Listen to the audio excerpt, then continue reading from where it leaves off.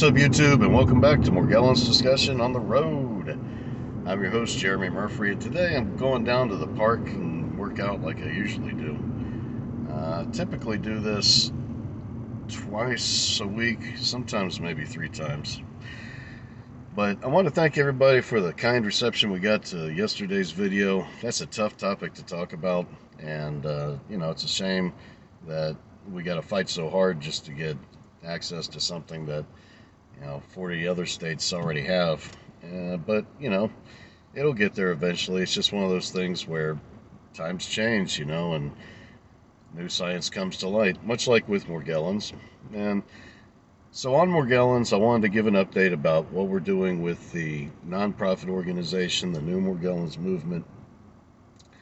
I was able to put together a test server with the basic counterparty setup with the development, and I was able to do that by coordinating efforts with the counterparty development team. They have a really good forum online that I was able to participate in, and I got a really quick answer to the question I had that was previously holding me up. A new problem arose when I tried to install the development branch, and so what I need to do, and we need that development branch to host the wallet software, which is going to be dispensing the coins that are going to be sold to raise funds for scientific research.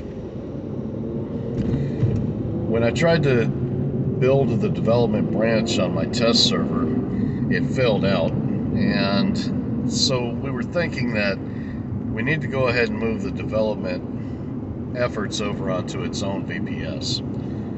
And looking at the prices, the one we need is going to be about $25 a month. That's the biggest thing is the terabyte SSD. It's got to have at least a terabyte because it's going to be hosting both the Bitcoin and the counterparty blockchains. So it needs to have enough space to accomplish both of that, plus the code for the source code to build the binaries and the services with. With the crypto, I want to call it an adjustment because that's the way I feel about it. Bitcoin, it dropped, but it didn't go back down to 9,000, and it didn't drop back down to 600. And so I think that it may go down a little bit more, but I still wouldn't see that as anything more than an adjustment. I mean, unless it dips below 20,000, which it may, then that to me may be a sign that there's a greater volatility in the assets. But I don't think that that's what we're seeing here. I think we're just seeing normal, projects that were vapid already are just falling through. And I'm no expert or anything, but I'm definitely listening to the people who are breaking the news about this stuff.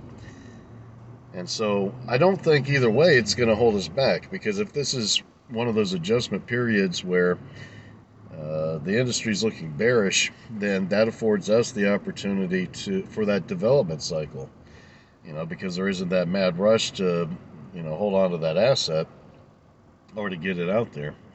Of course, what we're doing is, I think, different than 99% of what the other crypto projects out there are doing right now anyways. The point of our token isn't to raise money or isn't to increase the value of our coin. It's to raise funds for scientific research, which means the organization, the New Morgellons Movement, is going to be valuing the token based on how much money we need to raise for our efforts.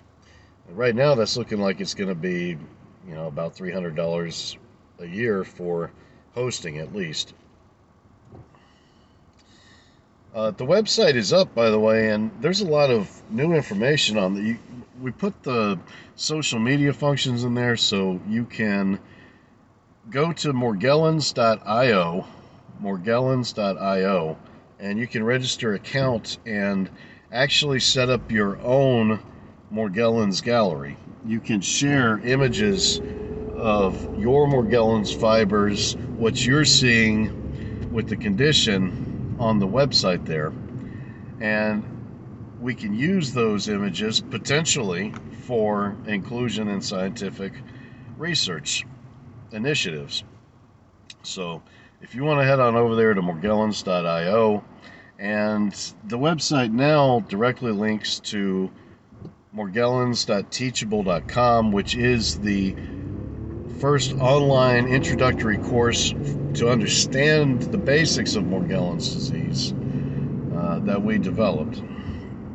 And it came with, on the heels of the resources that have been developing over the past decade or longer. You know, there have been a lot of professionals who have been involved in getting to the root of what Morgellons is and how to potentially treat it.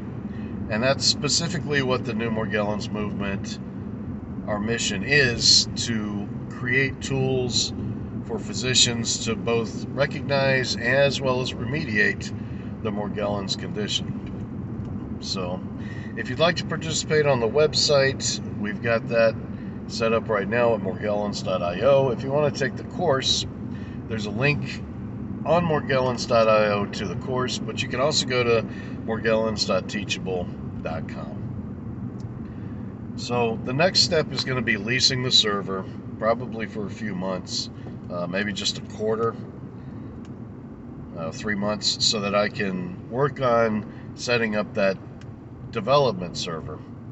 Once that's in place, then I can use that server to host the EtherMorg that we're going to sell to raise funds for scientific research, to develop those tools for being able to diagnose Morgellons and treat it. So it is not just me. I'm working currently with 2 other people. One of those people is not Dr. Steven Feldman. And so to respond to a few questions that I've gotten along the way, Dr. Feldman is a renowned dermatologist. He was featured in the movie Skin Deep. And he understands that the Morgellons patients, real Morgellons patients, have legitimate something going on with their skin. And he's just not sure what that is.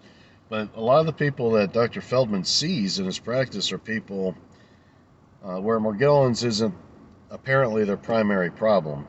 You know, they're coming in with anger issues, blaming him, blaming society, America, the government, everybody for, you know, their skin condition. Yeah, I mean, it's a troubling scenario, specifically when you've been bouncing off doctor to doctor to doctor all your life, you know, and they just want to tell you in the end that it's acne. But, you know, syphilis presents like acne, and apparently so does Lyme disease too in some people.